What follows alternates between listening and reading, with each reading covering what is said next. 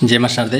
आइए दोस्तों, आज हम लोग स्टार्ट करते हैं और हिंदी का जहाँ तक हो सके वहाँ तक पूरा देखने की प्रयास करेंगे। दोस्तों ज़्यादा समय न गवाते हुए हमें और बहुत ज़्यादा लेक्चर नहीं झाड़ना है, आउट लेक्चर नहीं झाड़ना है और हम लोग डायरेक्ट टॉपिक पे चलते हैं दोस्तों और पूरा का पूरा वीडियो देखने का प्रयास करेंगे और पूरा याद करने का प्रयास करेंगे दोस्तों। ठीक है दोस्तों, एक बात मैं आपसे रिक्वेस्ट करना चाहता हूँ, अगर चैनल पर आप नए आए हैं तो चैनल को सब्सक्राइब कर लें दोस्तों, ताकि आपको सभी विषयों का आपको जानकारी मिलता रहेगा। Thank you so much. चलिए दोस्तों, आज शुरू करते हैं। सबसे पहले आज हम लोग हिंदी की भाषा देखने जा रहे हैं, तो हिंदी में जितना कुछ हो सके ज़्यादा से ज़्यादा हम लोग प्रयास करेंगे पूरा समझने और पढ़ने का, ठीक है, और याद करने की कोशिश करेंगे दोस्तों। तो चलिए ज़्यादा समय न लेते हुए स्टार्ट करते हैं। तो हिंदी भाषा क्या है? हिंदी क्या एक भाषा है।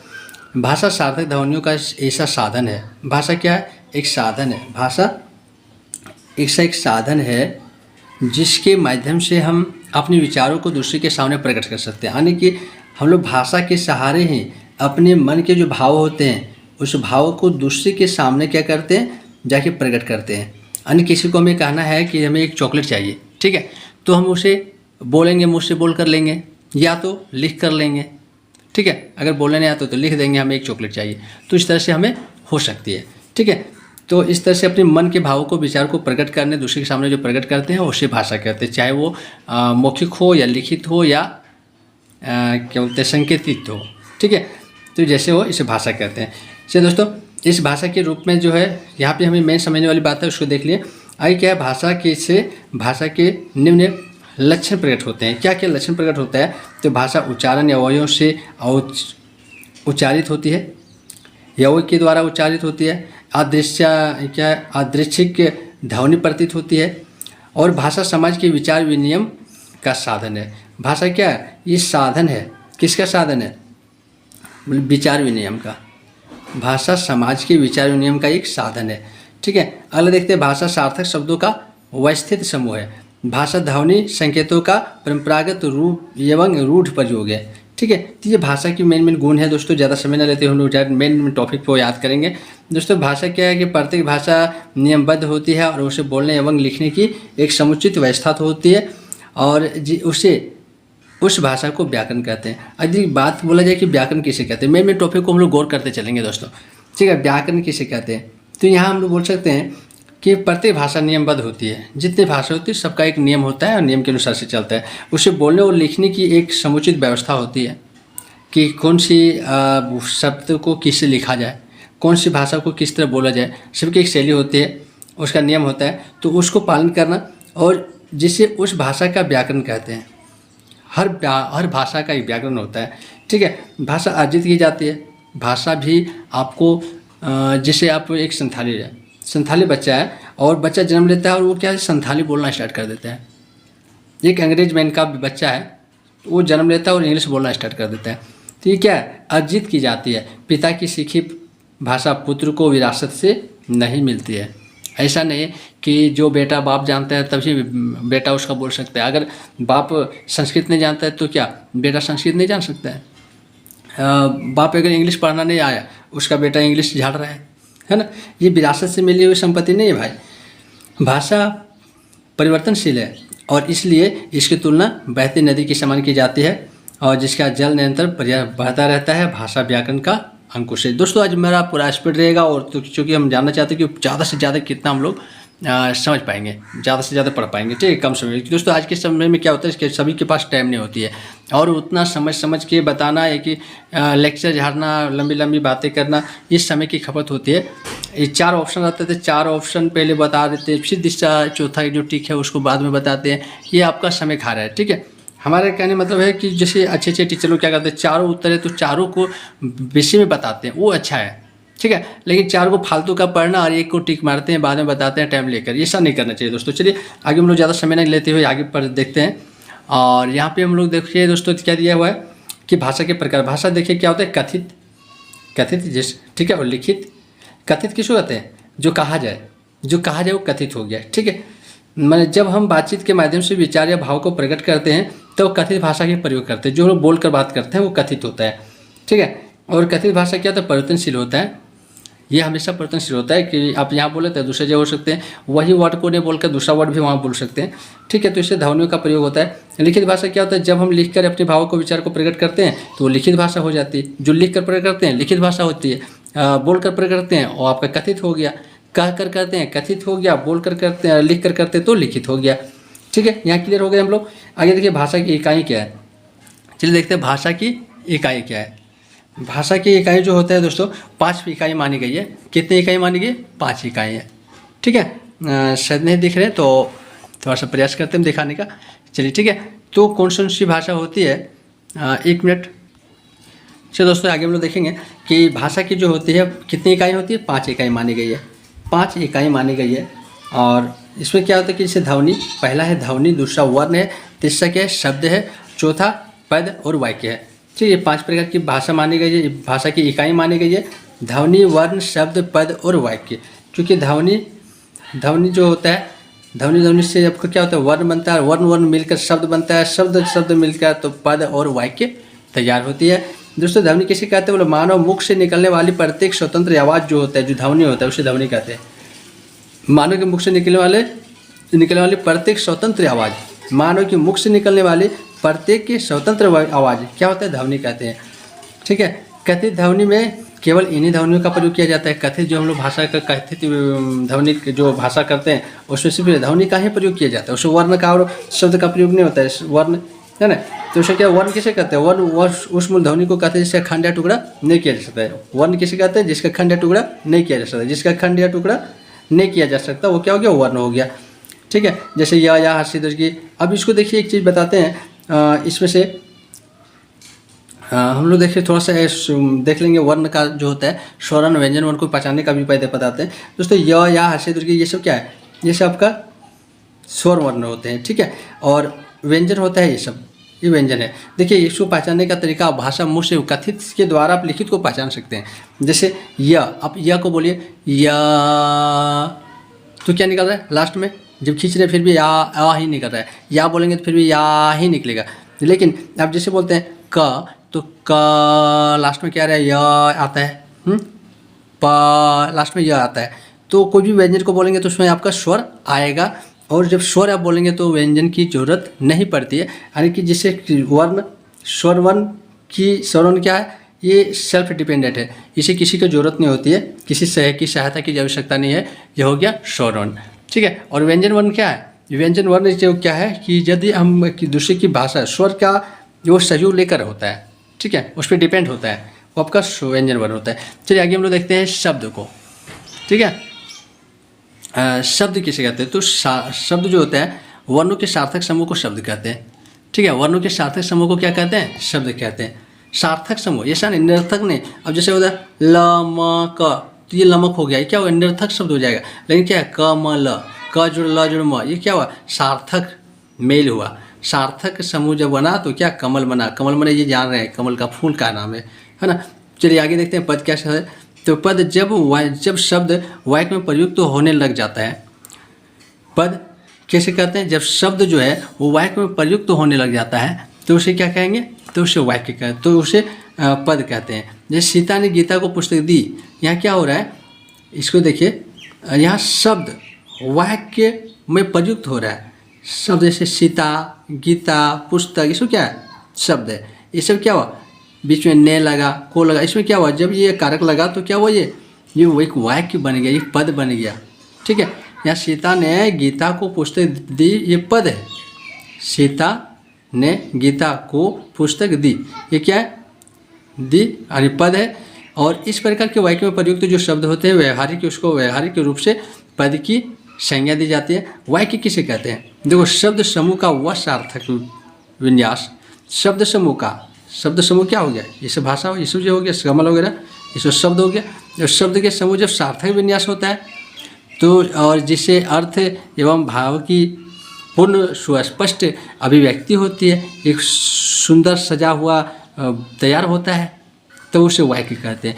जैसे श्याम ने रामायण पढ़ी, तो श्याम ने रामायण पढ़ी, मुझे पता चल रहा है कि श्याम एक लड़का है और रामायण एक किताब है, रामचरितमानस, तो उसको क्या किया? पढ़ रही है, ये पढ़ रहा है। तो इस तरह से हमें पता चलता है। ठीक है, तो श्यामा ने रामायण पढ़ी, यहाँ पृथक शब्द है और शब्द मिलकर एक विन्यास तैयार हो रहा है। ठीक है, इसलिए इसको क्या कहेंगे? वाक्य कहेंगे। चलिए आगे हम लोग दोस्तों देखते हैं क्या है कि भाषा और बोली में अगर पूछा जाए कि भाषा क्या है, बोली क्या है, ठीक है, तो भाषा का प्रयोग एक विस्तृत क्षेत्र में होता है। भाषा का प्रयोग क्या होता है? विस्तृत क्षेत्र में होता है। ये केवल अपना इस क्षेत्र तक सीमित होता है, जबकि बोली जो है तो विस्तृत क्षेत्र में होता है, बड़े विस्तार में होता है। और बोली जो होता है ये क्या होता है? ये सीमित होता है। विस्तार और सीमित, ये विस्तृत है। भाषा क्या है? भाषा विस्तृत है। और जो शब्द ये बोली है, बोली क्या है? ये सीमित क्षेत्र में होता है। एक गांव, 2 गांव, 3 गांव जाएंगे तो आपसे ज़्यादा से ज़्यादा 6 किलोमीटर जाएंगे तो क्या होगा?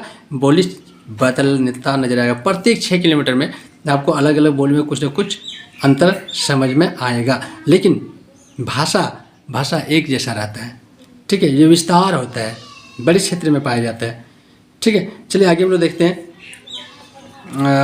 क्या है दोस्तों। यहाँ हम लोग देखेंगे हिंदी की बोलियाँ, ठीक है। हिंदी की बोलियाँ जो होता है 5 भाषाएं इसका होता है। हिंदी के अंतर्गत कितनी होती है? वो भाषा 5 होता है। 5 भाषा होती है, 18 बोली होती है, ठीक है। 18 बोली आती है। और इसका जो कौन कौन है तो देखो, पश्चिम हिंदी जो होता है ब्रज भाषा है, कनौजी है, कनौजी में बोला जाता है। आपका बुंदेलखंड में बुलंदी है ना, मेरा थोड़ा, ठीक है, बुंदेली भाषा जिसको बोलते हैं ना, बुंदेली भाषा बोला जाता है। और बांगरू है, खड़ी बोली, ये सब बोला जाता है। ये सब क्या है? पश्चिमी भाषा है। पूर्वी हिंदी ले लीजिए। पूर्वी हिंदी में क्या? अवधी है, बघेली है, छत्तीसगढ़ी है। बिहारी हिंदी में मैथिली, मगही और भोजपुरी, ये सब आता है। राजस्थानी हिंदी में आपका मेवाती, मारवाड़ी, जयपुरी और मालवी, ठीक है। तो इस तरह पहाड़ी हिंदी जो देखते हैं तो इसमें गढ़वाली होता है, कुमायूनी होता है और नेपाली बोला जाता है, ठीक है। तो ये हम लोग का था भाषा की जो हिंदी की बोलियां हैं, वो हिंदी की बोलियां, ठीक है। हिंदी की बोलियां हम लोग ने समझ लिया। कितने? 5 भाषाएं, 18 बोलियां। 5 भाषाएं, 18 बोलियां। कौन कौन है ये मैंने बताया, थोड़ा इसको याद कर लेना है, ठीक है। वो भाषा क्या है, चलिए परिभाषा देखते हैं। आज हम लोग दोस्तों पूरा वीडियो में बने रहे अंत तक, क्योंकि बहुत कुछ है देखने वाले। जहाँ तक हो सके कोशिश करेंगे और आपकी कम समय ले रहे हैं, इसलिए मैंने ये स्पीड बोलने की कोशिश कर रहा था कि आपको कम समय में ज़्यादा कुछ हम लोग को समझ में आए, ठीक है। तो पूरे वीडियो में बने रहेंगे लास्ट तक और चैनल को सब्सक्राइब कर लेंगे दोस्तों। बहुत मेहनत कर रहे हैं आप लोग के लिए, और एक एक करके हम सबका PDF को पेन द्वारा हस्तलिखित PDF आपको मिलेगा दोस्तों, हस्तलिखित मिलेगा, ठीक है। बहुत मेहनत से बनाया जा रहा है। तो इसके लिए आपको अलग से कुछ आपको चार्ज वगैरह कुछ नहीं देनी है, बस आपको नंबर में कॉन्टेक्ट करेंगे और फ्री ऑफ कॉस्ट मिलेगा दोस्तों। चलिए ठीक है, तो आगे हम लोग देखते हैं। अच्छा, हिंदी कौन सी भाषा है? लिपि को देख लीजिए थोड़ा सा। हिंदी जो है ये देवनागरी लिपि आते हैं। पंजाबी गुरुमुखी लिपि में आता है। पंजाबी कौन सी है? गुरुमुखी लिपि है, ठीक है। फारसी लिपि में आपका उर्दू बोला जाता है। बांग्ला क्या है? ये बांग्ला लिपि बोला जाता है। अंग्रेजी आपका रोमन लिपि है, ठीक है। तो देवनागरी भाषा जो है ना, अन्य भाषाएं में सबसे देखो, देवनागरी लिपि में लिखी जाने वाली जो अन्य भाषाएं हैं वो संस्कृत है, मराठी है, नेपाली है, ठीक है। चलिए दोस्तों आगे हम लोग देखते हैं। चलिए दोस्तों इसमें देखते हैं हिंदी का भाषा, हिंदी का जो क्षेत्र है, देखिए भारत के प्रत्येक हिंदी का क्षेत्र कितना बड़ा है। हिंदी बहुत बड़ी भाषा है। देखिए पूरा मेरा भारत के प्रत्येक भूभाग में हिंदी बोली जाती है, ठीक है। इसे हिंदी क्षेत्र इसलिए कहते हैं। और हिंदी क्षेत्र के अंतर्गत में निम्न राज्य जाते हैं कौन कौन? नई दिल्ली, आपका दिल्ली ले लीजिए। दिल्ली, हिमाचल प्रदेश, हरियाणा, उत्तराखंड, मध्य प्रदेश, राजस्थान, छत्तीसगढ़, बिहार और झारखंड। कौन कौन से?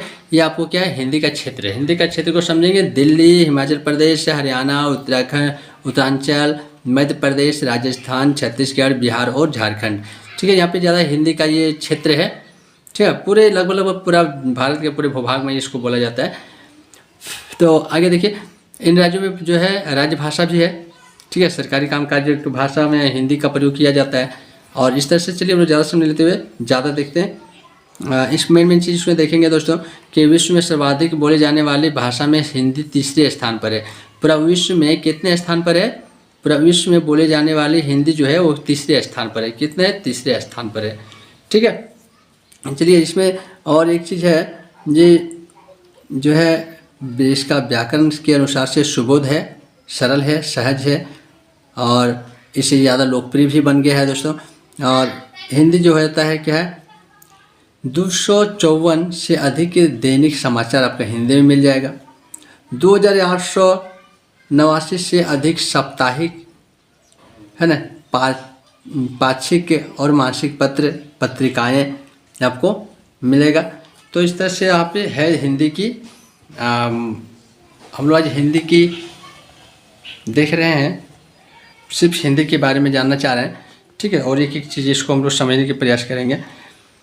देखिए भाषा दो प्रकार क्या होता है, एक होता है राष्ट्रभाषा और एक होता है राजभाषा। आप देख नहीं पाएंगे राष्ट्रभाषा और राजभाषा। राष्ट्रभाषा क्या है, बोले कि किसी देश के बहुसंख्यक लोगों की भाषा को राष्ट्रीय भाषा कहते हैं। किसी देश के बहुसंख्यक लोगों की भाषा, बहुसंख्यक के लोगों की भाषा को क्या कहेंगे, राष्ट्रभाषा कहते हैं। और भारत में बहुसंख्यक लोग हिंदी को बोलते समझते हैं, ठीक है, हिंदी को बोलते समझते हैं। और भारत के राष्ट्रीय भाषा हिंदी इसलिए है। हिंदी भाषा अन्य किसी भी जो भारतीय भाषा की तुलना में अधिक लोगों के द्वारा अपनाई या प्रयोग में लाई जाने वाली भाषा है। और हिंदी भारत की राष्ट्रभाषा है। भारत की राष्ट्रभाषा क्या है, हिंदी है, ठीक है, क्योंकि ये बहुसंख्यक लोगों की भाषा है। और राज्य भाषा क्या है, राज्य भाषा बोला जाता है, राज्य भाषा का अर्थ होता है सरकारी कामकाज की भाषा। सरकारी कामकाज की भाषा, सरकारी कामकाज की भाषा क्या कहते हैं, राज्य भाषा, ठीक है। भाषा संविधान द्वारा जो है सरकारी कामकाज की भाषा के रूप में विस्तृत होती है और उसे उस देश की राजभाषा कहते हैं। भारत में हिंदी को संविधान की धारा 343 में अध्याय आपका 1 भाग 17 के अनुसार राजभाषा घोषित किया गया है। ये हमारे हिंदी राजभाषा भी है, राष्ट्रभाषा भी है। चूँकि इसको आपको संविधान में देखेंगे, धारा 343 में अध्याय 1 में भाग 17 के अनुसार से राजभाषा है। और इसके अनुसार जो है संघ की भाषा हिंदी और लिपि देवनागरी। लिपि कौन सा, देवनागरी है, ठीक है दोस्तों। चलिए आगे हम लोग देखने का प्रयास करेंगे।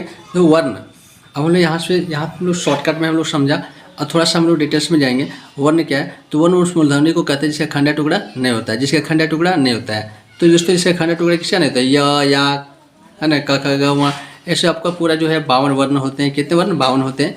तो इसमें से 52 आपका वर्ण है जो वर्ण विचार के अंतर्गत में आता है। वर्णमाला जो होता है किसे कहते हैं, वर्णमाला। देखो वर्णमाला, फूलमाला, विजयमाला, तो जो विजयों से गुथा गया है वो विजय माला हो गया, जो फूलों से गुथा गया फूल माला हो गया। तो वर्णमाला किसे कहें, जो वर्णों के क्रमबद्ध समूह को, वर्णों के समूह को जो वर्णों से गुथा गया है, 52 वर्ण मिला हुआ है, ये क्या है, वर्णमाला है। 48 वर्ण है जो इस प्रकार है। देखो 48 वर्णों को दिया है। स्वर आपका हो गया यो, या, हर्षी, दीर्घ, हर्षु, दीर्घो, री, ए, आय और आओ, ठीक है। और क्या दिया कि व्यंजन वर्ण क्या होता है, क ख ग घ वहाँ से लेके आपका पूरा ह तक, यानी 33 होता है। और 33 और 11 और आपका आयोग वहाँ होता है, आयोग अंग या 2। औपैच्छिक व्यंजन आपका र और ढ होता है, 2 होता है। वर्णों के भेद जो होते हैं कितने प्रकार होते हैं, मैंने टोटल मिला कितना हो गया, आपका ऐसे मिला के जोड़ेंगे तो आपको वर्ण पता चलेगा कि 52 वर्ण होता है। और वर्ण के भेद होते हैं 2 प्रकार के, स्वर वर्ण और व्यंजन वर्ण होते हैं। कौन कौन, स्वर वर्ण और व्यंजन वर्ण, स्वर वर्ण और व्यंजन वर्ण, ठीक है। स्वर वर्ण क्या किसे कहते हैं, स्वर वर्ण कहते हैं उन वर्णों को कहते हैं जिनका उच्चारण में किसी दूसरे की वर्ण की सहायता के बिना होता है, वो आपका स्वर वर्ण हो गया। ऐसे वर्ण जिसमें दूसरे स्वरों की सहायता लिया जाता है वो आपका व्यंजन वर्ण हो गया। तो ये स्वर वर्ण व्यंजन वर्ण आप लोग जानते होंगे दोस्तों। चलिए आइए हम लोग उसमें गुण बातें जो है उसमें ज़्यादा ध्यान देंगे। तो इसमें क्या है कि 2 भेद होते हैं, ये तो आपको पता होगा सबको। स्वर वर्ण के 2 भेद होते हैं, हर्ष स्वर, दीर्घ स्वर, ठीक है। तो हर्ष स्वर में आपका आ जाता है कौन चीज़, हर्ष स्वर में क्या होता है, कम समय लगता है वो हर्ष स्वर हो गया, और जो अधिक समय लगता है दीर्घ स्वर हो गया। कम स्वर जैसे आपको बोलेंगे य, हर्षई, हर्षयु, री, आपका कम समय लगता है इसलिए इसको हर्ष स्वर में रखा गया। दीर्घ स्वर में हर्ष, दुर्गऊ, ए, आय, ओ, दीर्घई, आ, ई जो होता है ये ज़्यादा समय लगता है, इसके अपेक्षा अधिक समय लगता है। तो व्यंजन किसे कहते हैं, जिन वर्णों का उच्चारण स्वर की सहायता से बोले जाते हैं, बार बार बोल रहे हैं, जिसके वर्ण स्वर की सहायता से बोला जाता है वो हो गया आपका 33 व्यंजन इससे होते हैं जो इसकी सहायता से बोला जाता है, ठीक है। 33 टोटल वर्ण हुए होते हैं व्यंजन वर्ण। तो व्यंजन के भेद जो होते हैं कितने होते हैं, व्यंजन के भेद होते हैं 3 प्रकार के। कौन कौन, स्पर्श, अंतःस्य और ऊष्म। कौन, देखिए स्पर्श व्यंजन में आपका हो गया क, ख से लेके पूरा प वर्ग तक, यानी क से म तक आपका यह हो गया क्या, क से प फ तक, क ख से प फ तक क्या हो गया 5 वर्ग, पूरा 25 हो गया। और अंत्यस्थ व्यंजन होते हैं, अंत्यस्थ व्यंजन अंतस्य र ल व, अंतस्य र ल व अंत्यस्थ व्यंजन। उस व्यंजन तालव्य स मूर्धन्य स दीर्घ स, है ना, तालव्य स मूर्धन्य स दीर्घ स ह, ये 4 गो होते हैं। और उच्चारण जो होते हैं, उच्चारण के अनुसार से व्यंजनों के भेद होते हैं। उच्चारण के अनुसार से व्यंजनों का भेद होता है। उच्चारण के स्थान से कितने होते हैं, तो ये बोला कि 2 प्रकार होते हैं। यही दोस्तों यहाँ से थोड़ा हम लोग ज़्यादा ध्यान देंगे, क्योंकि आप लोग अभी तक पढ़े होंगे, लेकिन ये सब में थोड़ा ज़्यादा ध्यान देना है, क्योंकि जो बार बार क्लास में पढ़े अलग बात है, जिसमें नहीं पढ़े उसमें थोड़ा ज़्यादा गुर करने शायद आप हो सकते हैं आगे पढ़े भी होंगे, तो थोड़ा रिविजन कर लेते हैं दोस्तों। उच्चारण के अनुसार से व्यंजन के 2 भेद होता है। उच्चारण के स्थान, ठीक है, उच्चारण के अनुसार से, उच्चारण के अनुसार से कितने भेद होते हैं, तो 2 भेद। कौन कौन, अल्पप्राण और महाप्राण। अल्पप्राण महाप्राण। अल्पप्राण क्या होता है, जिसको कम समय लगता है, यानी अल्पप्राण आपका हो गया ह्रस्वर और महाप्राण हो गया दीर्घ स्वर। से कम समय लगता है वो हो गया, ठीक है। जो कम समय लगने वाला, जैसे अब देखिए क ग व, ठीक है, च ज या, तो क के बाद जो ख है वो ख आ गया आपका महाप्राण में, ग इसमें तो घ इसमें आ गया, व इसमें तो आपका च यहाँ हो गया, इसमें छ, इसमें ज, यहाँ झ, यहाँ पे यहाँ हो गया। और देखो ट हो गया आपका अल्पप्राण, तो ठ आपका हो गया महाप्राण। ड आपका हो गया इसमें, तो यहाँ ढ, है ना, मूर्धन्य, फिर यहाँ त, यहाँ थ। तो इस प्रकार से देखा जाता है अल्पप्राण और महाप्राण को। अल्पप्राण और महाप्राण को शायद आपको नहीं दिख रहा है, ध्यान नहीं रहे थे दोस्तों, चलिए ठीक है। तो समझ में आ गया, अल्पप्राण और महाप्राण समझ में आ गया।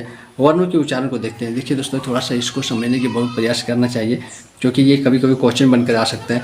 तो देखिए कंठ से जो होता है, कंठ का ये जो होता है स्थान और वर्ण, तो य या क ख ग घ उ ये सब जो है, ये क्या है, ये कंठ इसका स्थान है, कंठ के द्वारा बोला जाता है, इसको कंठ वर्ण कहते हैं, ठीक है।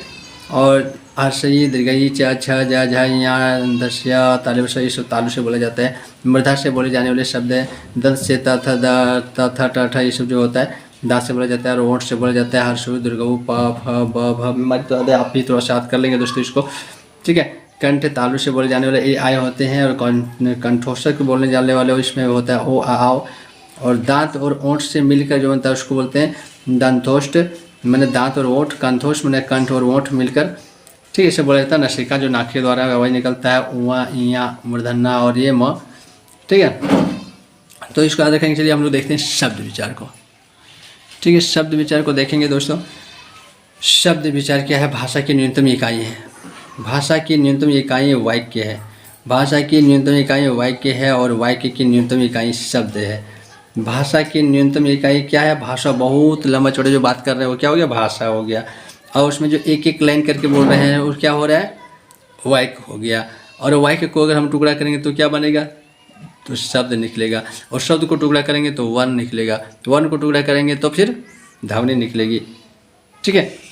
तो आइए, क्या है कि ध्वनियों के मेल से बने हुए वर्ण समूह को शब्द कहते हैं। ध्वनियों के मेल से बने हुए वर्ण समूह को शब्द कहते हैं। शब्द किसे कहते हैं, ध्वनियों के मेल से जो बना होता है उसे शब्द समूह जो बनता है। का जुड़ मा जुड़ ल बराबर कमल, है ना, नामा जुड़ का तो नमक, ये सब क्या हो गया, शब्द हो गया। शब्द के भेद कितने होते हैं, अर्थ है। तो बोला कि अर्थ की दृष्टि से शब्द के 2 भेद होते हैं, सार्थक शब्द, निरर्थक शब्द। सार्थक निरर्थक, सार्थक और निरर्थक 2 भेद होते हैं। सार्थक किसे कहते हैं, वह शब्द जिसका कोई अर्थ निकाले उसे सार्थक शब्द कहते हैं। जिसका कोई अर्थ निकाले उसे सार्थक शब्द कहते हैं। जिसका कोई अर्थ निकल रहा है तो क्या हो गया, सार्थक शब्द हो गया। जिसका अर्थ नहीं निकल रहा है तो क्या हो गया, निरर्थक शब्द हो गया। जैसे देखो कपड़ा, कपड़ा कपड़ा होता है पहनने की वस्तु है, चावल खाने की वस्तु है ना, कलम कलम, तो ये सब शुद्ध शब्द नहीं कर रही है। लेकिन बोले उटू खट टीरो का कोई निकल रहा है, और टीरो में क्या होता है, इसको रोटी कर देता, टीरो टीरो, तो ये सार्थक नहीं निरर्थक शब्द होता है। तो सार्थक निरर्थक समझ में आ गया दोस्तों, सार्थक निरर्थक आपको समझ में आ गया। चलिए आगे हम लोग देखते हैं उत्पत्ति की दृष्टि से। तो ये था क्या, अर्थ की दृष्टि से। ये क्या था, अर्थ की दृष्टि से 2 भेद, सार्थक और निरर्थक। तो समझ में आ गया, जो सार्थक रूप और निरर्थक रूप। तो क्या होता है इसमें, उत्पत्ति की दृष्टि से देखेंगे। उत्पत्ति की दृष्टि से भी 4 प्रकार होते हैं। कितने, 4 प्रकार। अर्थ की दृष्टि से 2 प्रकार, ठीक। उत्पत्ति की दृष्टि से 4 प्रकार। कौन कौन, तत्सम तद्भव देशज विदेश। तत्सम तद्भव देशज विदेश। तत्सम किसे कहते हैं, जो शब्द संस्कृत से, है ना, हिंदी में जो शब्द संस्कृत में था और जो का त्यों मतलब हम लोग यूज कर रहे हैं हिंदी में, तो उसको क्या कहेंगे? तत्सम कहते हैं। जैसे राजा, धेनु, हरि, बालक, कपि। अब कपि हिंदी में बोलते हैं तो संस्कृत में भी कपि बोलते हैं, संस्कृत में भी हरि बोलते हैं, हिंदी में हरि बोलते हैं। बालक ही संस्कृत का भाषा है, हिंदी में यूज करते हैं। राजा संस्कृत भाषा है, हिंदी में भी इसको यूज कर रहे हैं। ठीक है, तो इसे क्या कहेंगे?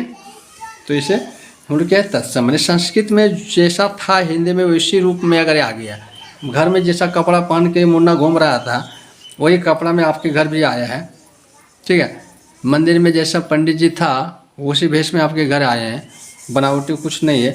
ठीक है, कोई बनावटी नहीं किए पंडित जी, तो आपको क्या हो गया? वो आपका तत्सम हो गया। ठीक है, तद्भव क्या है?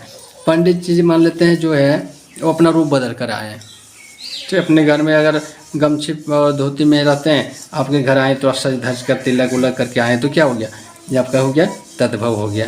ठीक है, जैसे आग, ऊँट, घोड़ा, कबूतर, लोहा, ये आपका बिगड़ा हुआ रूप है, संस्कृत का बिगड़ा हुआ बेटा है, ये बिगड़ल बेटा है। संस्कृत का ये सुपुत्र है और ये कपुत्र है। ठीक है, समझाने के लिए बोल रहे हैं, वैसा कुछ नहीं है भाई, चाहे हम लोग समझने के लिए बोलते हैं। देखिए, देशज किसे कहते हैं? देशज जो हमारा देश की भाषा है, जो संस्कृत को छोड़कर और घरेलू बोली से आया गया है, जो हमारा संस्कृत को छोड़ के हमारे घरेलू बोली जो घर में आदमी बोलता है उसी भाषा को यूज करने लगे हिंदी में, वो क्या हो गया?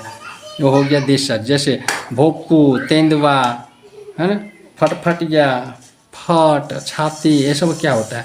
ये देशज भाषा है। ठीक है, हिंदी बोली जिसे हम लोग घर में बात कर रहे थे उसी तरह से अगर बात कर जो कर रहे हैं वो क्या हो गया? देशज। विदेशज क्या हो गया? विदेश से आया हुआ भाषा। विदेशज माने विदेश से आया हुआ भाषा, जो विदेश से भाषा आया हो क्या हो गया? विदेशज हो गया। ठीक है, जैसे जमीन, बाग, प्लेटफॉर्म, टिकट, पादरी, तारीख, ये सब क्या है? ये सब दूसरे भाषा का है, दूसरे हिंदी भाषा का नहीं है, दूसरी भाषा का है। ठीक है, तो ये विदेशज, दूसरे देश से आया सो भाषा विदेशज हो गया। बनावट की दृष्टि से हम लोगों ने क्या समझा? अर्थ की दृष्टि से दो भेद, सार्थक निर्थक दोनों को समझे, और उत्पत्ति की दृष्टि से समझे हम लोग 4 भेद होते हैं, तत्सम, तद्भव, देशज, विदेशज। तत्भव, तत्सम, तद्भव, देशज, विदेशज। और अब देख रहे हैं बनावट की दृष्टि से। बनावट की दृष्टि से 3 प्रकार होते हैं। कौन कौन होते हैं? रूढ़ि, यौगिक, योग रूढ़। रूढ़ि, यौगिक, योग रूढ़। रूढ़ि कैसे कहते हैं? बोलते कि रूढ़ि शब्द के वे हैं जिनके खंड निरर्थक होते हैं। इसको खंड कर दे तो उसका अर्थ ही नहीं निकलता है। जैसे घोड़ा, पानी। अब घोड़ा को अलग कर दो, घो को अलग कर देते हैं और डा को अलग कर देते हैं। ठीक है, घो को अलग कर देंगे और डा को अलग कर देंगे, नहीं इसका अर्थ नहीं कर रहा है, नहीं इसका अर्थ नहीं कर रहा है। ठीक है, तो क्या हो गया? रूढ़ हो गया। योगी किसे कहते हैं? आप इसको तोड़ दीजिए ना। ठीक है, जैसे खंड कर देंगे ना फिर भी सही होगा। देखो, पाठशाला, तो पाठ कर दो, पाठ भी एक शब्द है ना, और शाला भी एक शब्द है। ये शाला शाली नहीं है, शाला माने आपका क्या हो गया? पढ़ने वाला जगह का नाम है। ठीक है, पुस्तकालय, पुस्तक जोड़ आलय, पुस्तक माने पुस्तक किताब, आलय माने घर, है ना। तो इसका देखो यौगिक, रूढ़ि भी किसे कहते हैं? रूढ़ि कहते हैं जिसको हम लोग अगर तोड़ देते हैं तो कोई अर्थ नहीं निकलता है, लेकिन यौगिक होता है जिसको तोड़ते हैं तो फिर भी अर्थ निकलता है। योग रूढ़ि क्या है? योग रूढ़ि इसे योग भी या रूढ़ि भी है, यानी ये शब्द है जो अपना सामान्य अर्थ में अर्थ छोड़ करके विशेष अर्थ प्रकट करता है। ये देखने में कुछ और है कुछ और। पीताम्बर, पीता है अंबर जिसका, पीला है अंबर जिसका, किसका? विष्णु जी का। लंबोदर, लंबा है उदर जिसका। देखिए, अर्थ कुछ अलग बता रहे हैं। ये रूढ़ योग है। रूढ़ योग माने कि है लिखा हुआ कुछ लंब माने लंबा, और उदर माने पेट। लंबा पेट वाला कौन है? गणेश जी महाराज है। ठीक है, अर्थ कुछ अलग नहीं कर रहा है ना, तो ये सब होता है। चलिए देखिए विकार्य। अब हम लोग समझेंगे 4 प्रकार से शब्द को समझने वाले। शब्द को कितने प्रकार से हम लोग समझ चुके हैं? 3 प्रकार समझ चुके हैं। चौथा प्रकार समझने वाले हैं। शब्द को 3 प्रकार समझ चुके हैं, चौथा तरह हम लोग समझने वाले हैं। कौन कौन समझे हम लोग? तो भी दोस्तों, अर्थ की दृष्टि से 2 भेद समझे, सार्थक निर्थक। उत्पत्ति की दृष्टि से तत्सम, तद्भव, देशज, विदेशज। और बनावट की दृष्टि से रूढ़ि, यौगिक और रूढ़ योग रूढ़ि से समझ गए। और आज हम लोग समझे, अभी आगे देखने वाले हैं शब्द का जो भेद होता है, 2 भेद होता है। कौन सा? प्रयोग की दृष्टि, जो प्रयोग करते हैं ना, प्रयोग की दृष्टि से 2 भेद होता है। कौन कौन? विकारी शब्द और या विकारी शब्द। विकारी शब्द और या विकारी। विकारी किसे कहते हैं? लिंग, वचन, कारक आदि को क्या कहते हैं? इसके कारण जो होता है, ठीक है, तो इसको क्या कहेंगे? शब्द कहते हैं। या विकारी शब्द किसे कहते हैं? कारण शब्दों में विकार परिवर्तन होता है, जो लिंग के अनुसार से लिंग, वचन, कारक आदि के कारण जिसका विकार हो जाता है या जिसका परिवर्तन नहीं होता है, ये हो गया अविकारी शब्द कहलाता है। परिवर्तन हो गया तो विकारी, नहीं हुआ तो अविकारी। यह विकारी शब्द कहलाता है। देखो भीतर, बिना और बाद, ठीक है। अब इसमें देखिए क्रिया विशेषण संबंध जो है बोधक, समुच्चय बोधक, विश्वनादि बोधक, ये सब शब्द है ना। यह विकारी किसे कहते हैं? लिंग वचन कारक आदि के कारण जिसका विकार या परिवर्तन नहीं होता है। यहाँ पे गलती लिख दिया है, विकारी क्या होता है ना, नहीं हुआ तो क्या होता है। देखिए यहाँ पे हम लोग समझना है। देखिए लिंग वचन कारक, लिंग वचन कारक आदि के कारण विकार या परिवर्तन आता है तो ये हो गया विकारी, और इसमें लिंग वचन कारक आदि के विकार नहीं आता है तो हो गया अविकारी, ठीक है। देखिए सब परिवर्तन है, भीतर, बिना, बाद है ना, और इसमें क्या हो गया भीतर, बिना और बाद। तो ये सब में क्या दोनों में कुछ दिख रहा है आपको, ठीक है। इसका परिवर्तन आवे नहीं आवे। एक मिनट इसको हम, चलिए दोस्तों आगे हम लोग देखते हैं। अभी 30 मिनट हो चुका है आपका, और भी हम लोग ने बहुत कुछ पढ़ लिया। आगे हम लोग संज्ञा देख रहे हैं, और संज्ञा सर्वनाम जहाँ तक हो सके, ये आपका 1 घंटे की वीडियो होगा दोस्तों, लेकिन बहुत कुछ आपको इसमें नोट्स दिया जाएगा। तो क्या है दोस्तों, देखिए सभी संज्ञा किसे है, तो संज्ञा क्या है, मतलब किसी भी प्राणी, वस्तु, स्थान, भाव आदि के बोध को, जो नाम का जो बोध होता है उसे क्या कहते हैं, संज्ञा कहते हैं। संज्ञा किसे कहते हैं, कोई भी प्राणी हो, कोई वस्तु हो, कोई स्थान हो, कोई भाव हो, तो इसे क्या हो गया, चाहे प्राणी, वस्तु, स्थान, भाव कुछ भी हो, तो इसे क्या कहेंगे हम लोग, नाउन कहते हैं, यानी कि उसे क्या कहते हैं, संज्ञा कहते हैं। संज्ञा कितने भेद होते हैं, 5 भेद। कितने भेद होते हैं, 5 भेद। व्यक्तिवाचक, जातिवाचक, समूहवाचक, दरवाचक और क्या, और भाववाचक, ठीक है। व्यक्तिवाचक, जातिवाचक, भाववाचक, समूहवाचक, दरवाचक, तो ये 5 भेद होते हैं। व्यक्तिवाचक किसे कहते हैं, जो किसी व्यक्ति, स्थान, जाति का बोध कराता है। जो किसी व्यक्ति, स्थान, वस्तु का बोध कराता है वो हो गया व्यक्तिवाचक, जैसे गंगा, सीता, पटना आदि। जातिवाचक जो जाति का बोध कराता है, जाति के सभी व्यक्तियों के सभी स्थान, जाति समुचित जो पकड़ता है वो जातिवाचक हो गया। तो चाहे लड़की हो तो इसमें क्या हो रहा है, स्त्री पुल्लिंग का बोध हो जा रहा है ना, जाति का देख रहा है, लड़का, लड़की है ना, पुरुष, औरत, मर्द, तो इसको क्या है, नदी, पर्वत, इसको क्या हो गया, जातिवाचक संज्ञा हो गया। यानी नदी का बोध किया तो सारी नदी आ गया, ठीक है। एक लड़की बोला सारी लड़की का बोध हो रहा है, तो इसमें लड़की जाति का बोध हो रहा है, पुरुष जाति का बोध हो रहा है। इसमें देखो भाववाचक किसे कहते हैं दोस्तों, भाववाचक कहते हैं किसी भाव, गुण, दशा आदि का ज्ञान कराइए, ठीक है, कराने वाले शब्द। जो भाव का, देखिए भाव क्या होता है, जैसे गुण, भाव हो गया, गुण, दशा है ना, जैसे ऊंचाई, क्रोध, क्रोध क्या हो गया, ये क्रोध क्या है, भाव हो गया ना, इसका दशा क्या है, मिठास, मिठास क्या है, गुण है, ठीक है। सुंदरता क्या है, सुंदरता देखिए कितना सुंदरता है, इसके गुण है ना, सुंदरता है। तो ये ओवन, ओवन क्या है, ये दशा है इसकी, है ना, तो ये आपका हो गया। ये देखिए समूहवाचक देखते हैं। समूहवाचक क्या होता है कि जिससे समूह यानी क्या, किसी पदार्थों या व्यक्तियों के समूह या समुदाय का बोध होता है उसे समूहवाचक संज्ञा कहते हैं। जैसे सभा, दल, गुच्छा, इसमें ये को थोड़े न जाएगा, सेना जाएगा तो ये को थोड़े रहेगा, पूरा रहेगा ना। गुच्छा तो मैंने ये को थोड़े, ये को रहेगा तो गुच्छा नहीं बोलेंगे उसको। आम का ये गोच्छा है बहुत मने रहेगा तो गोच्छा बोलेंगे, ये को रहेगा तो गोच्छा नहीं बोलेंगे। झुंड, दल, सभा, ये सब है ना, दरवाचक संज्ञा किसे कहते हैं। दरवाचक मैंने दर्व मैंने समझते हैं, दर्व का बोध होता है, धातु या दर्व का बोध होता है। इसमें धातु दर्व का बोध होता है, हो गया सोना, चांदी, हीरा मोती, दूध, रिफाइन तेल, है ना। अब हल्दी धनिया नहीं आएगा इसमें, ठीक है। जो द्रव पदार्थ होता है उसमें ये चीज़ आएगा। चलिए आएगा उनको आज।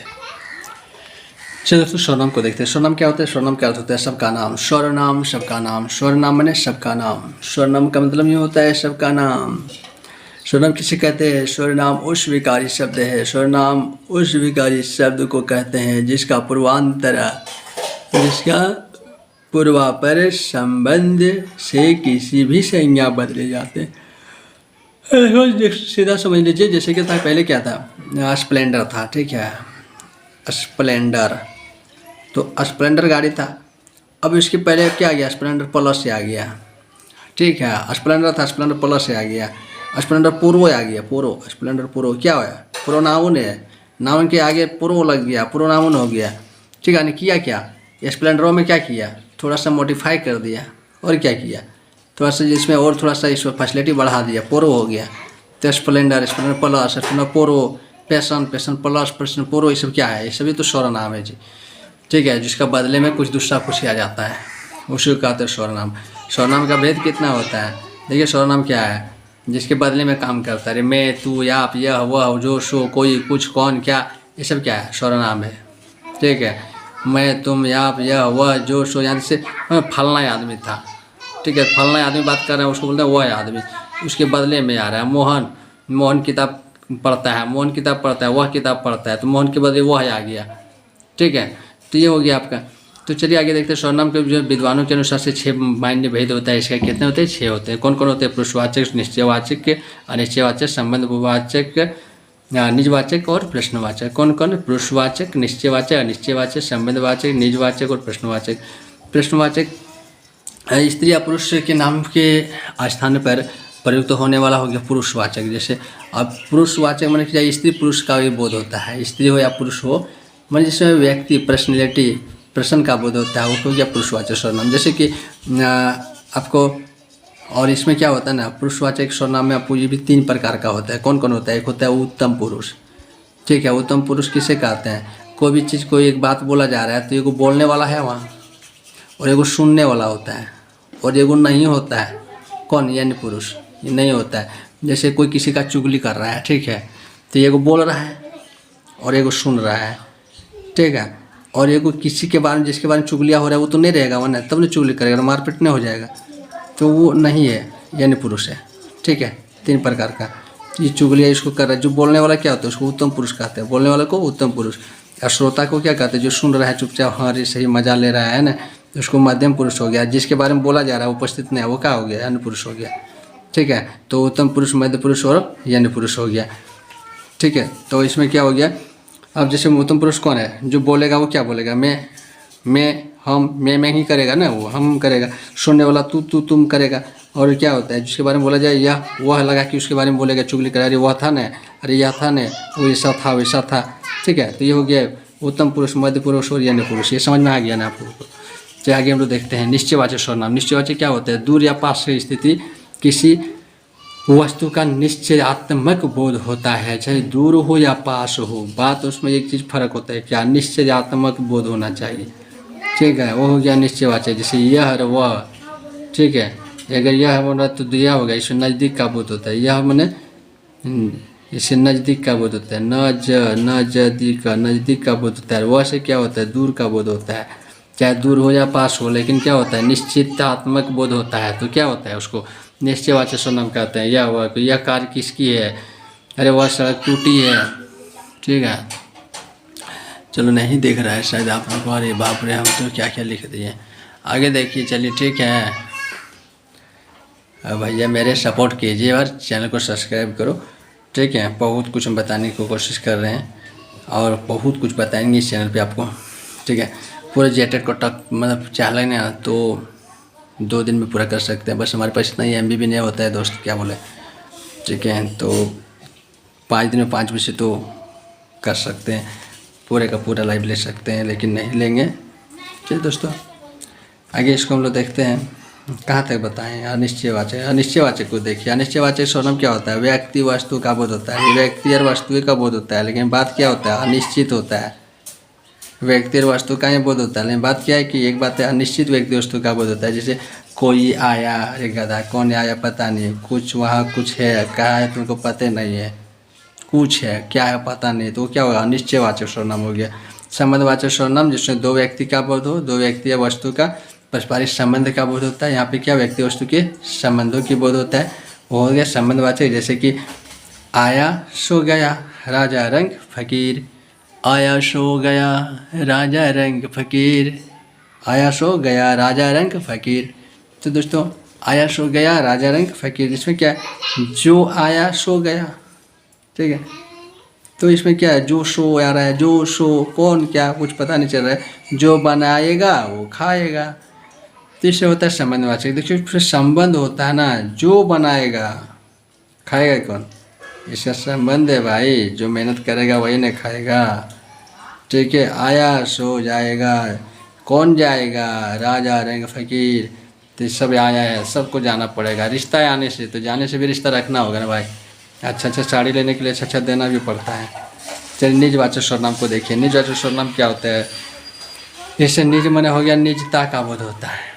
ठीक है, निजता का बोध होता है, माने जैसे अपने आप स्वयं स्वतः आदि अर्थ में इसका प्रयोग किया जाता है। और इसमें क्या होता है कि मध्यम पुरुषवाचक जो होता है और बहुवाचक जो होता है, बहुवचन होता है, इसमें आदर्श प्रयुक्त होता है। ठीक, जैसे मान लेते हैं उससे मत छोड़ो वह आप ही चला जाएगा, उसे मत छेड़ो वह आप ही चला जाएगा, अपना कार्य आप ही करना चाहिए।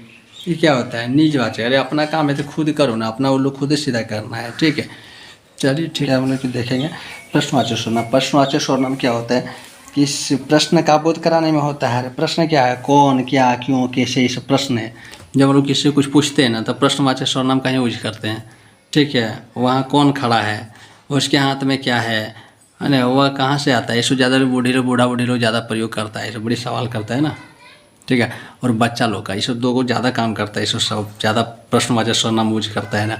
कोई बूढ़ा बूढ़ी पास चला जाना, जिसको दिखता भी नहीं, वो पूरे कौन आया था, क्यों आया था, काहे आया था, की कारण था, और ये इतना सवाल करेगा ना, प्रश्नवाचक सर्वनाम हम लोग को कूट कूट कर दिमाग भर जाता है।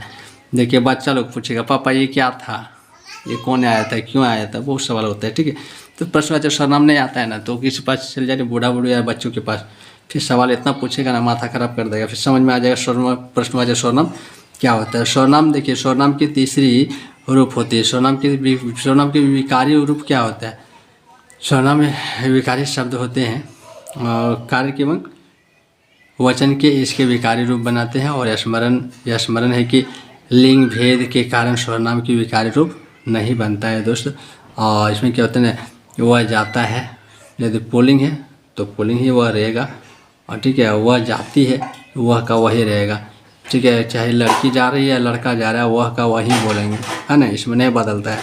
तो समझ में आ गया होगा। चलिए थोड़ा सा उत्तम पुरुष मध्य पुरुष देखिएगा कि ये तो बहुत कुछ समझ में आ गया होगा। चलिए हम लोग आगे करते हैं, टाइम बर्बाद नहीं करेंगे। चलिए दोस्तों, जितना कवर हो सके कवर करने की कोशिश करते हैं दोस्तों। और अभी हमारे पास 15 से 20 मिनट का समय है, और इतना समय में हम लोग देखते हैं कहाँ तक पहुँच पाते हैं। विशेषण जानना है, क्रिया जानना है, बहुत कुछ है।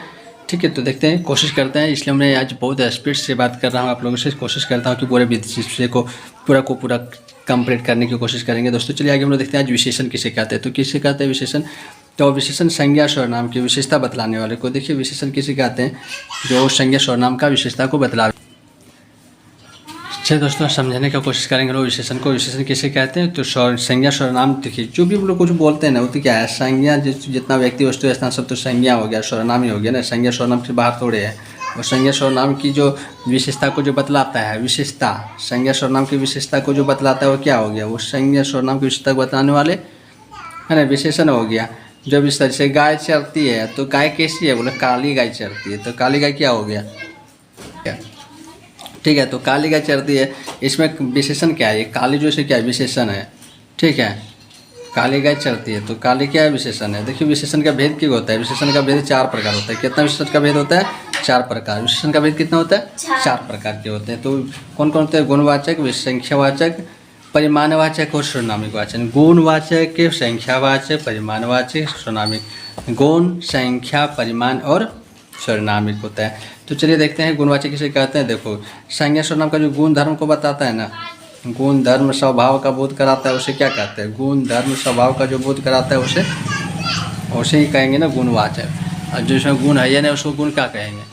तो गुण वाला को गुणवाचक विशेषण कहते हैं। ठीक है, करने इसका अनेक प्रकार के होता है।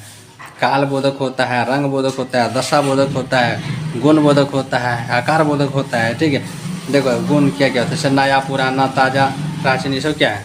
गुणवाचक विशेषण है। ठीक है, इसमें क्या है? काल के अनुसार से बोलते हैं, समय के अनुसार चलता है। ज़्यादा नया अभी लिया तो हो गया नया, और ढेर दिन हो गया, समय बीत गया तो क्या हुआ? पुराना हो गया। अभी तुरंत बनाया था ताज़ा। ठीक है, दिन बीत गया तो प्राचीन। तो रंग बोधक, रंग में भी लाल, हरा, काला, पीला, पतला, नीला, बैंगनी, आसमानी। दशा जो होता है, दशा कैसा है? बोल मोटा है, पतला है, गोलू है, गीला है, सूखा है। इस तरह से हम लोग को क्या आता है? बोध बोधक है। तो इस तरह से क्या होता है? गुण बोधक भी होता है। तो इस तरह से हम लोग गुण बोधक को भी जान सकते हैं। अब देखिए आकार बोधक में लंबा, मोटा, छोटा, चौड़ा, है ना। चलिए हम लोग देखते हैं हम लोग संख्यावाचक विशेषण। संख्यावाचक विशेषण किसे कहते हैं? तो बोला जो शब्द यानी संज्ञा सर्वनाम की संख्या का बोध कराता है। देखो जो संख्या के संज्ञा सर्वनाम की जो संख्या का बोध कराता है ना, वो क्या हो गया? संख्यावाचक। जो संख्या बोध कराता है संख्यावाचक हो गया। ये भी देखिए भाई, इसको कितने प्रकार होता है? ये भी आपका जो होता है ना 2 प्रकार का होता है। एक होता है निश्चित संख्या होता है, वह निश्चित संख्यावाचक विशेषण होता है। ठीक है, निश्चित किसे कहते हैं? जैसे निश्चित संख्या का बोध होता है जिसमें 10 लड़के खेल रहे हैं, 2 गायें चर रही है, 3 रुपये दे दो। तो इसमें क्या है भाई? इसमें जो है निश्चित है। और देखिए कुछ ही आदमी चले गए हैं, यहाँ भी कुछ ही आदमी, मैंने कितना आदमी है वहाँ पे गिनती हुई नहीं, कुछ ही अंदाजी बोल रहा है ना। तो लोग आए थे, कितने लोग हैं, कई लोग आए, ठीक है। तो पता नहीं चला, निश्चितवाचक संख्यावाचक विशेषण कहते हैं इसको, ठीक है। और परिमाणवाचक विशेषण किसे कहते हैं? परिमाणवाचक संख्या, संज्ञा सर्वनाम के जो होते हैं ना, संज्ञा सर्वनाम की जिसको परिमाण बता देता है, परिमाण का बोध होता है, उसे कहता है। ये भी 2 प्रकार के होते हैं, ठीक है। जैसे कि 10 किलो घी, 3 किलो क्विंटल, 3 क्विंटल गेहूँ, तो इस तरह क्या है संख्या निश्चित बता रहा है, 10 किलो 3 किलो जो भी बता रहा है। और बहुत घी है, थोड़ा गेहूँ, तो इसमें क्या है, इससे आपको पता नहीं चला ना, निश्चित नहीं अनिश्चित, ये कम भी हो सकता है, ज़्यादा हो सकता है, कोई गिनती नहीं किया, अंदाजी बोल रहा है, ठीक है, अनिश्चित है। तो इस प्रकार के परिमाणवाचक 2 प्रकार के होते हैं, इसको हम लोग जान लिए, जिसको परिमाण का बोध होता है। सर्वनामिक विशेषण किसे कहते हैं? सर्वनामिक विशेषण कहते हैं जिसको, इस विशेषण को रूप में कहते हैं जिसका सर्वनामिक विशेषण कहते हैं किसको? जिसमें रूप के प्रयोग होता है, जिसमें विशेषण के रूप का प्रयोग होता है। सर्वनामिक, सर्वनामिक, सर्व माने सब, नामिक माने नाम, ठीक है। स्वरूप का प्रयोग होता है जैसे, और इसका भी 2 उपभेद है। देखिए भाई इसका भेद नहीं है, ये क्या उपभेद है। तो उपभेद क्या होता है, इसमें कौन कौन मौलिक सर्वनामिक विशेषण है क्या, और क्या यौगिक सर्वनामिक विशेषण। इसमें क्या होता है, 2 जो सर्वनाम बिना रूपांतर मौलिक रूप के संज्ञा के पहले आकर उसकी विशेषता को बतला देता है, उसे कहते हैं। जैसे यह घर मेरा है, ठीक है, यह घर मेरा है, तो यह क्या है, ये घर जो है मेरा है, मेरा घर है, मेरा घर है, तो कौन, यह घर, यह और मेरा में क्या गया, ये पहले आ गया, इसको यहाँ आना चाहिए, यहाँ आ गया, पहले आकर इसका भेद बता दे रहा है।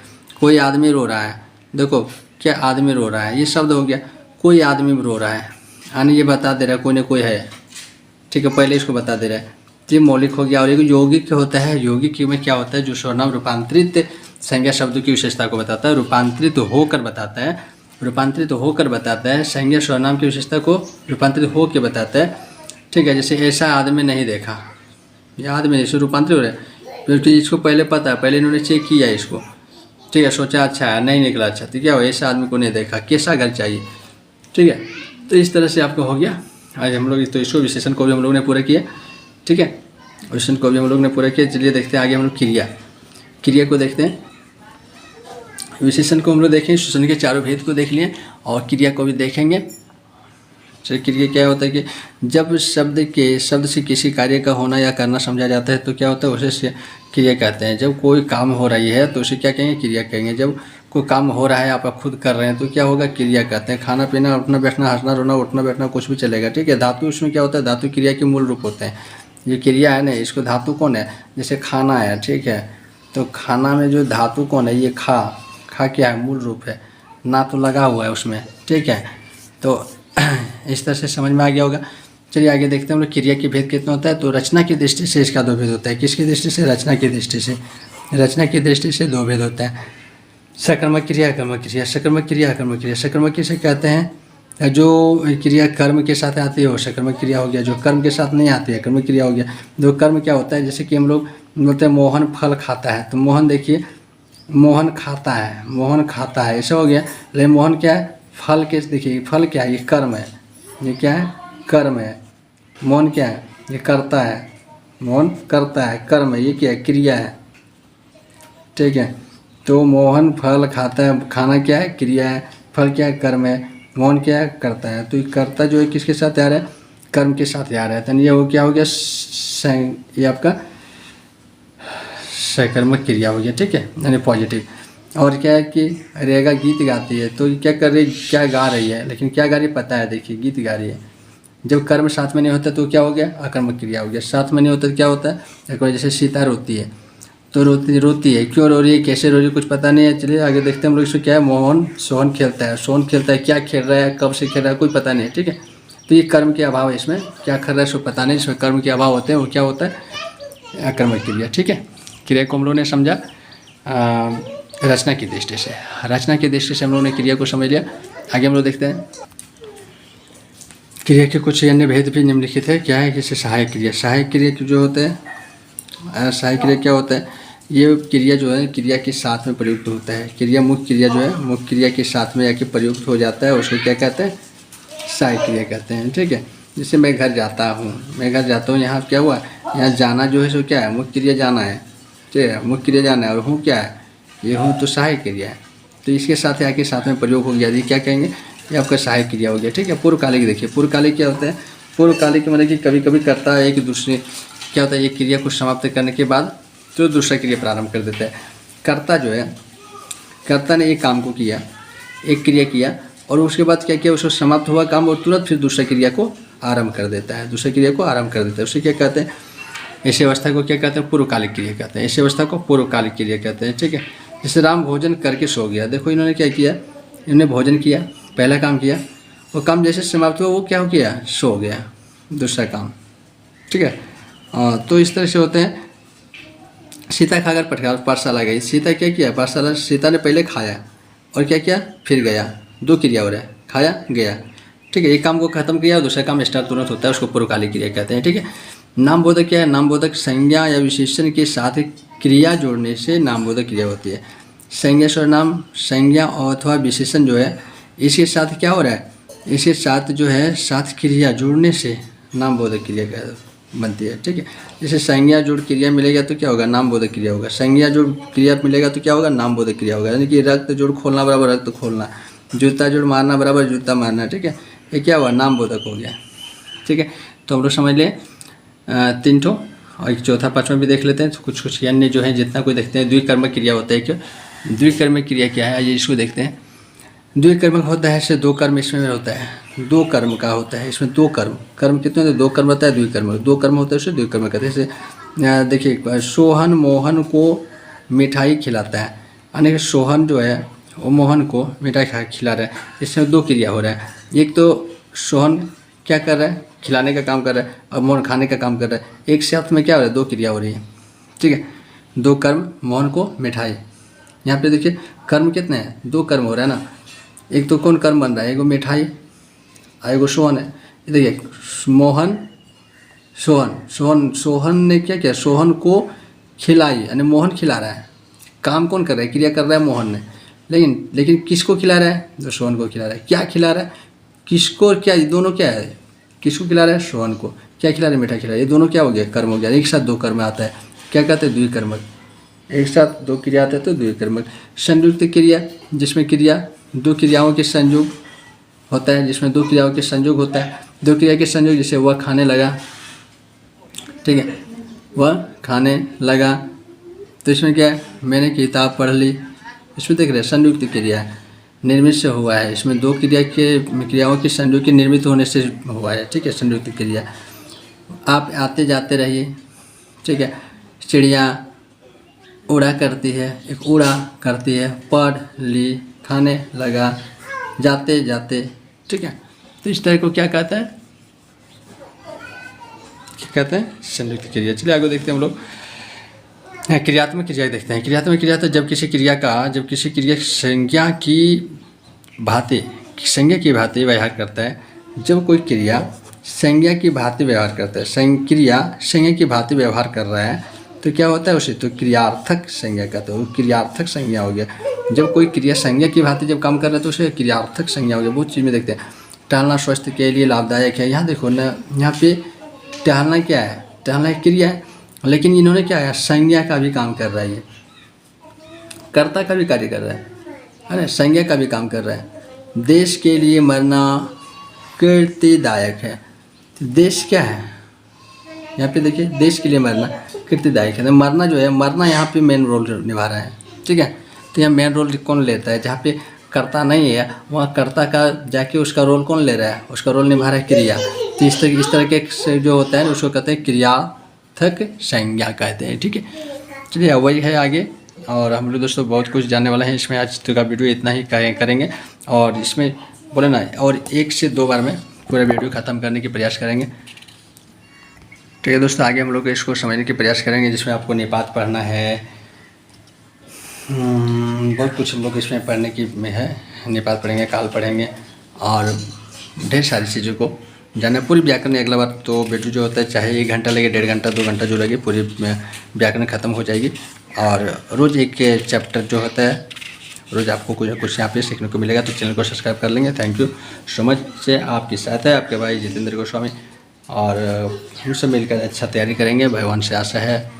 उम्मीद है राधा रानी की कृपा होगी और अब सब DLED वाले जो भी हैं JTET में जितने लोग फॉर्म डाले हैं सभी लोग पास कर जाएंगे। JTET वाले सबकी नौकरी हो, शुभकामना। इसी शुभकामना के साथ आज की वाणी को विराम देते हैं। थैंक यू, दैट वाल, जय हिंद।